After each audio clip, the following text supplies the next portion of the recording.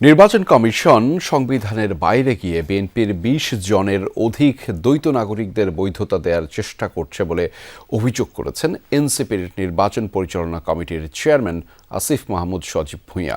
রোববার রাতে এনসিপি কার্যালয়ে এক সংবাদ সম্মেলনে তিনি বলেন, নির্বাচন কমিশন সুষ্ঠু ও নিরপেক্ষ নির্বাচন আয়োজনের যোগ্যতা হারিয়েছে। আপিল শুনানির রায় দেওয়ার পূর্বে বিএনপির মহাসচিব সহ ৫ জনের দলের সাথে বৈঠক করা নিয়েও আপত্তি জানান তিনি। বলেন, নির্বাচন কমিশনের এমন একপেশে আচরণের প্রেক্ষিতে এনসিপি নির্বাচনের অংশগ্রহণ করবে কিনা তা নিয়ে নতুন করে ভাবতে হবে। আসিফ মাহমুদ জানান, সোমবার প্রধান উপদেষ্টা ও এনসিপির অংশীজনদের সাথে বৈঠক করে পরবর্তী সিদ্ধান্ত জানাবে দলটি।